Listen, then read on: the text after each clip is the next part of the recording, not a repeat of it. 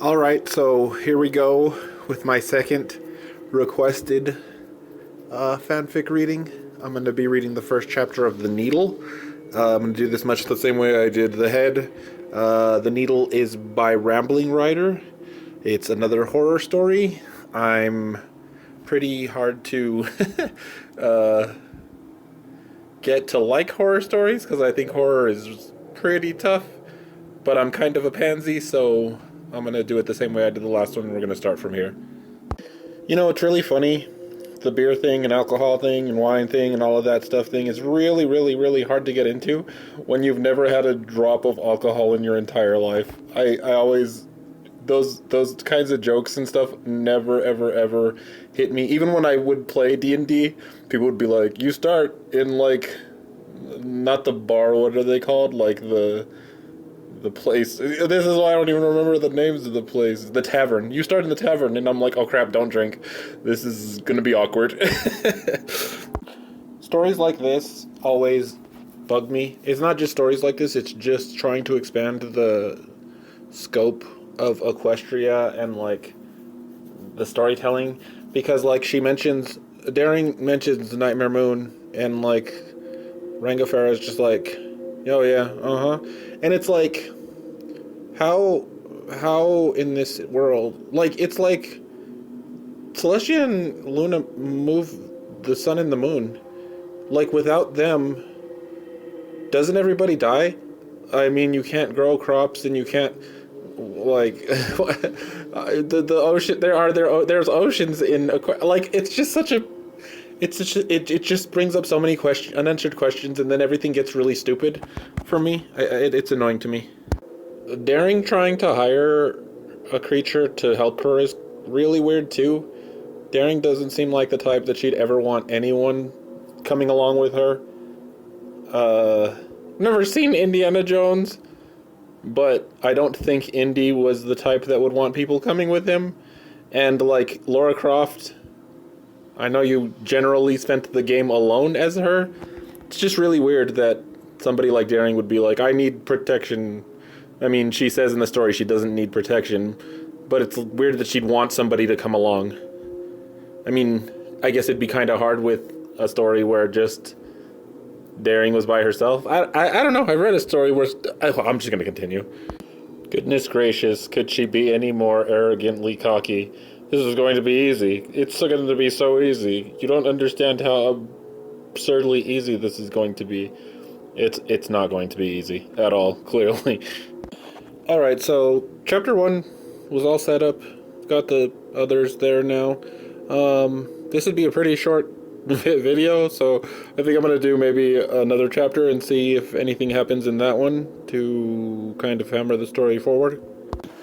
So I already said this, but horror you need to immerse yourself in horror, and one of the hardest things to do with horror is get people immersed in your story. That's one of the reasons that I really don't like writing horror, because I'm not good at that. I don't feel like I can immerse to the point where, like, oh, I'm scared. Like, that's tough. It's like comedy. Like, how do you make people laugh when you don't know what other people find funny and you just think what you find funny is funny? With this story, I'm already getting, like, thrown off because Daring Do and other people are referring to people as... See, I just said it, people. In, like, my stories, I refer to them as creatures, all different creatures. People makes me think of people, and then I'm like, wait, they're not people, they're ponies and reindeers, and then I get confused. I say I get confused a lot. What I mean is I get, like, irritated. I don't get confused, I get, like, annoyed, because then I'm like, no, they're not people, they're ponies, and they're reindeers, and I have to tell myself that, and when I have to tell myself that, I'm being sucked out of my immersion. I can't just have it both ways. And then there's a really weird part here where Daring Do mentions Velcro in its invention, and that just really sucks me out of it, because I know that the author is referencing real world Earth stuff, but I guess the author altered it a little bit, because Daring Do is like, a girl invented Velcro, and it's like, no, a guy invented Velcro, and it's like, well, no, in the pony world, a girl invented Velcro, and then it's just this whole mess of like, why did we even do this? What was the purpose of this whole Velcro thing? Why bring reality and the real world into it? And then I get unimmersed. So I do want to say this: the characters are great. Their dialogue is great. They're interesting. My problem with stories like this is using daring, you're already using a like lesser character in the sense of like background pony. I know she gets episodes and stuff, but she's not like main six or like main cast character. And then you use side characters as well. And as I'm reading this, you're using locations that aren't the show either. Maybe they're in the comic, I don't know. But you're already not using many characters from the thing. You're not really using locations from the thing. It's like, then I start to question, does this need to be a pony fic? It might be a million times better as just a short horror story. And then, well, even like not even a short horror story, but just a horror story in general. And then I'm like kind of questioning